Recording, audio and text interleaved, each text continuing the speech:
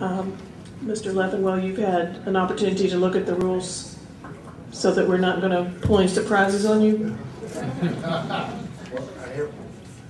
Yeah, turn the switch on. I've looked at them, but please don't hesitate to correct me if I misstep. Well, we wrote our hardest question for you first, and we want you to take an extra minute to answer this question. 2-minute intro. Oh, go ahead. well, I thought we wanted to get right to it here. You're not really too much interested in what I have to say as an introduction. And I want to apologize in advance if my eyes appear to glaze over from time to time. This is my third forum this evening, so sometimes I do get stacked up like this. But, you know, it really just shows how much I like you all out here. So, you know, this is, I think, the third time I've been here. But I will.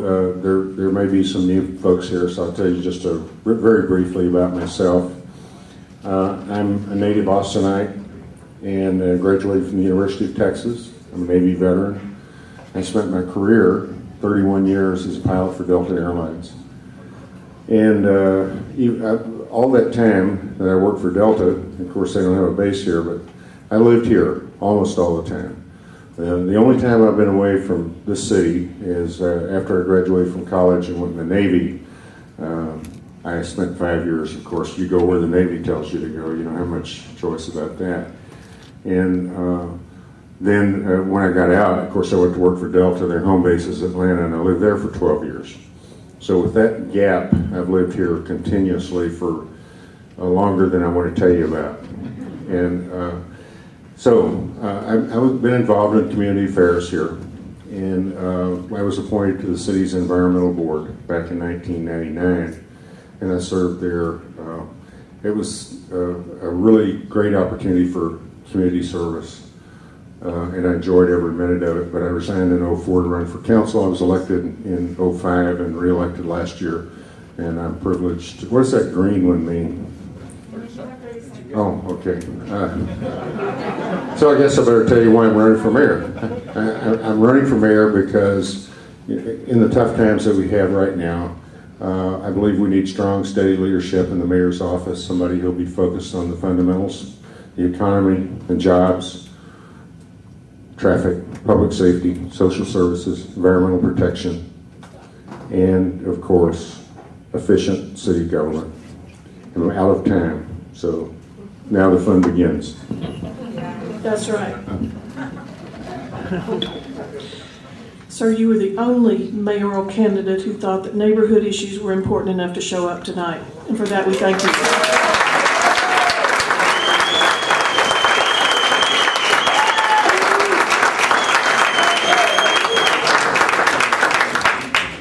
And now that question that I'm dying to ask you.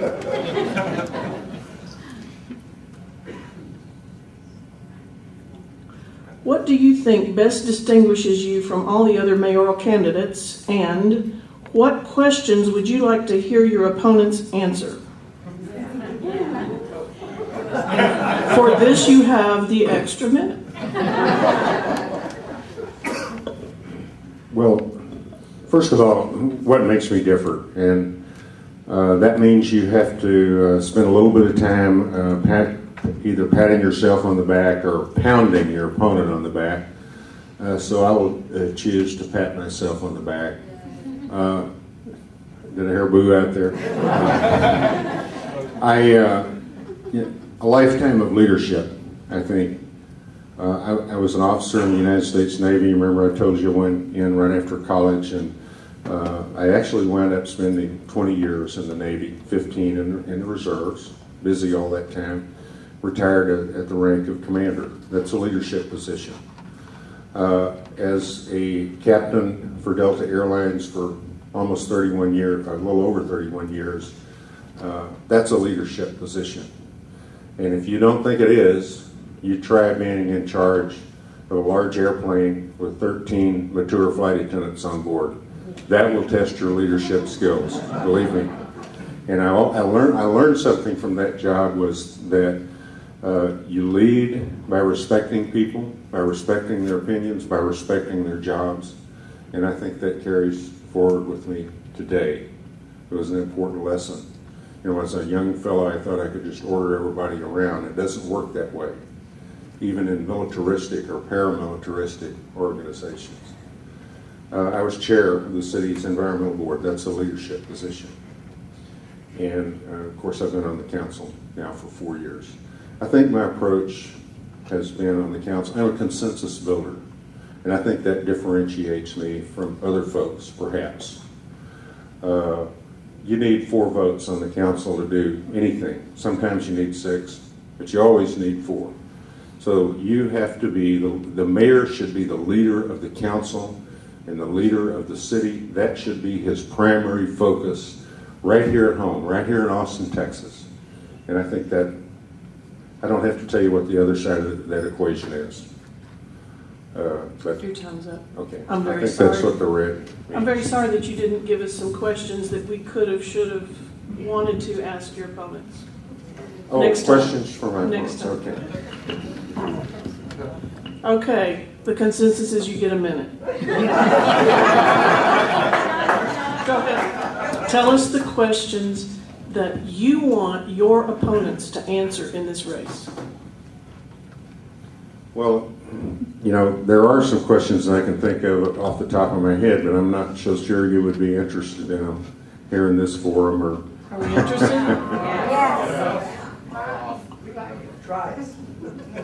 well, you know, I guess I would like to ask my opponents what they think the primary job of the mayor of this city is.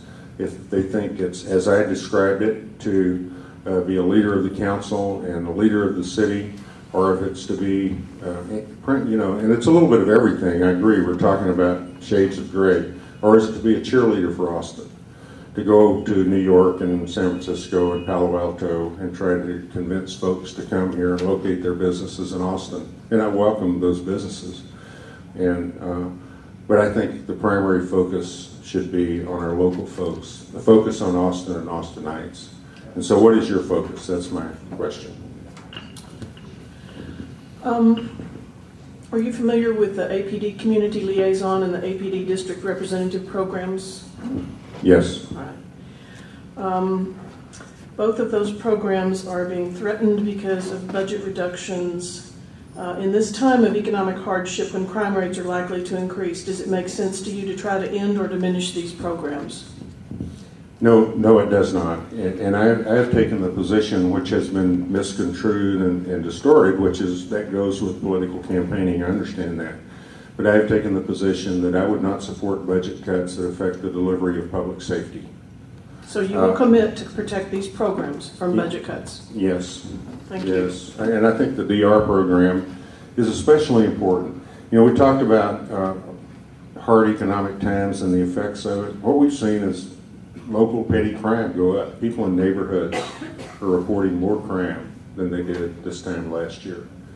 And the main deterrent to that, or the main contact for most folks in neighborhoods, is through their DR.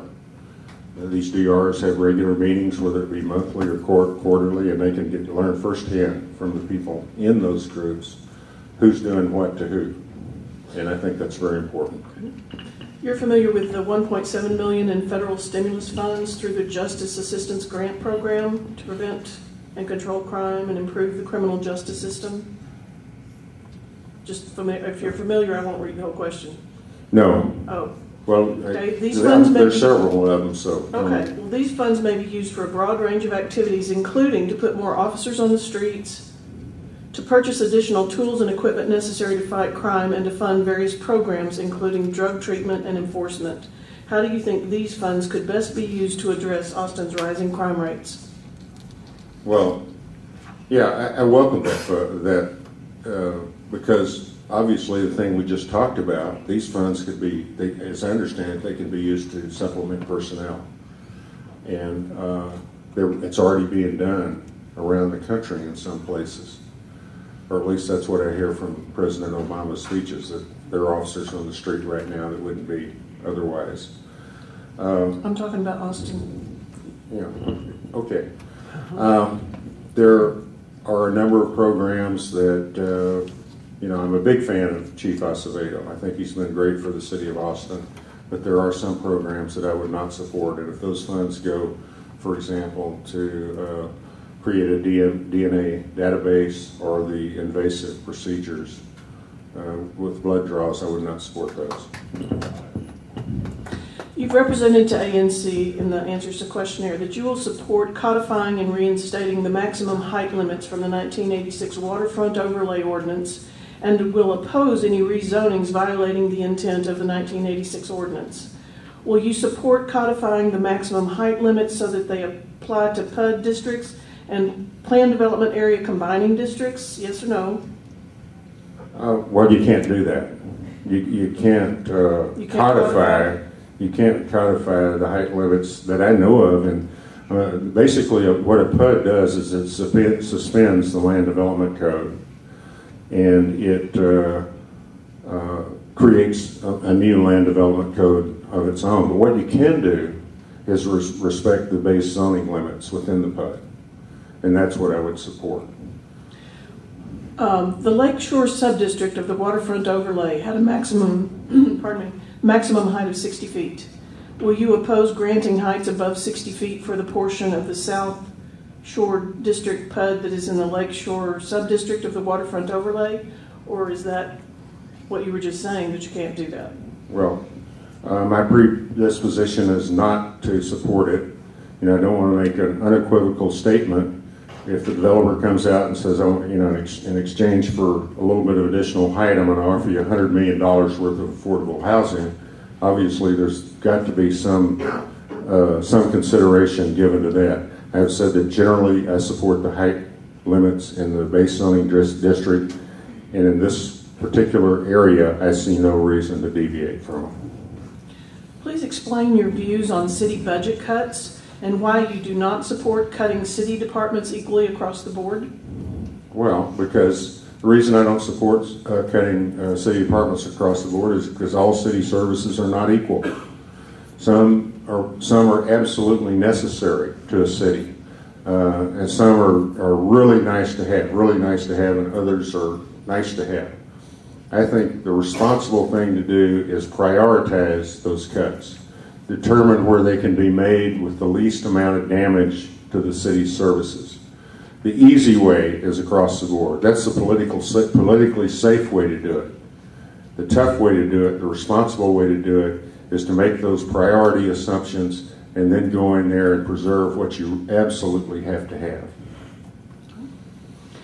Would you support making sure that development fees cover all the expenses the city incurs from the first visit at Development Assistance Center through the issuance of the certificate of occupancy? Well, you know, I've been for a long time concerned that, you know, we've had all this growth here in the city of Austin, and it hasn't really, that I can see, helped us that much as far as being able to pay for city government.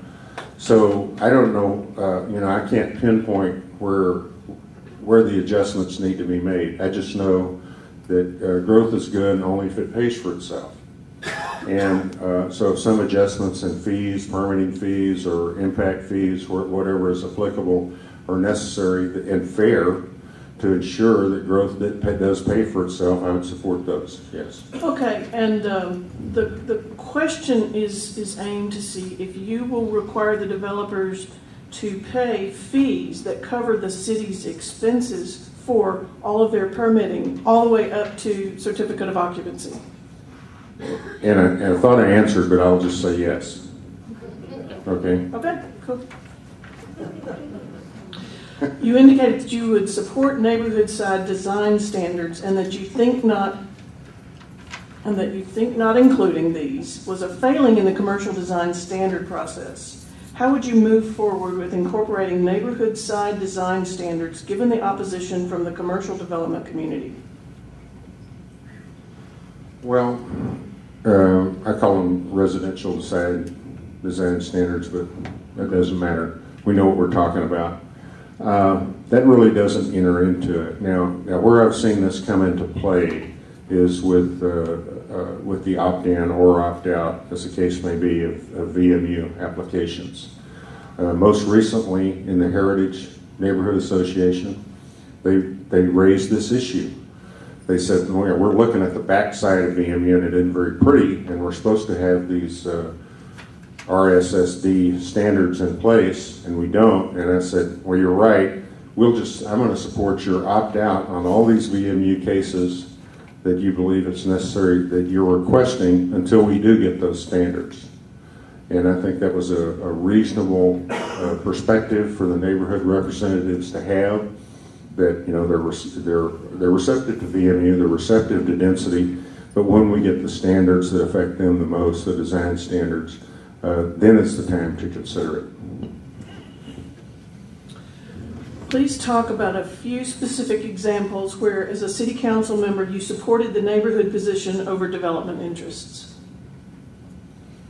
Just almost too many to name, really. That's what you said in your answer to the questionnaire, and said you would be happy to answer at the forum, so we're giving you that opportunity.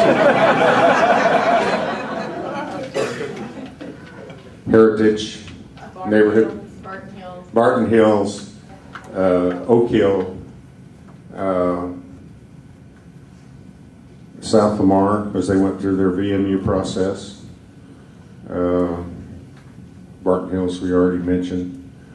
Virtually all the neighborhood plans, I have taken the position that let's get agreement, let's get mutual agreement on VMU before we proceed with that. There's plenty of VMU in place that will keep all the builders busy for as long as we need to, so let's make sure we get agreement before we go ahead. In Barton Hills, there was in particular an environmentally sensitive piece of land, and that was the reason for backing away from that one. I actually went out there with the neighborhood folks and looked at it, and it's a stunningly beautiful vista of the Barton Creek area. For that support, we thank you, sir. It's okay. It's all right. You say that you believe that the comprehensive plan should incorporate an analysis of our access to natural resources, especially water. You also indicate that we should give credence to our historical growth patterns in planning for future growth. How do you reconcile the limitations of the carrying capacities of our natural resources with planning based on historical growth patterns? Well, it may not always work, but I think those are two factors that you have to consider in planning for growth. You have to examine all of the resources that are available, natural and otherwise, but you do have certain priority growth areas. You indicate that you support giving Austin citizens the opportunity to vote on a clear, realistic proposal for restructuring city government. How would you craft a balanced, mixed system of representation to put in front of the Austin voters, and how would you work to educate and engage the community on this issue? Okay, I've said that I favor a hybrid system that includes single-member representation.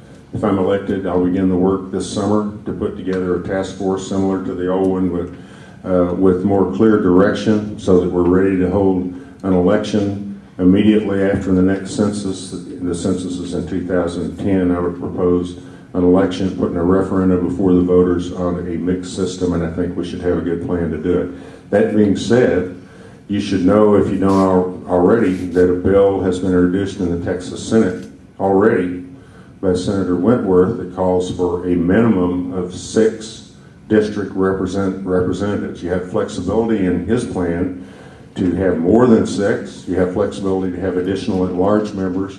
But if that becomes law, and the way I've read the law, it will be, in 2011, you'll be voting for a district system of representation. That was our last question. Thank you very much for participating in this forum. Thank you.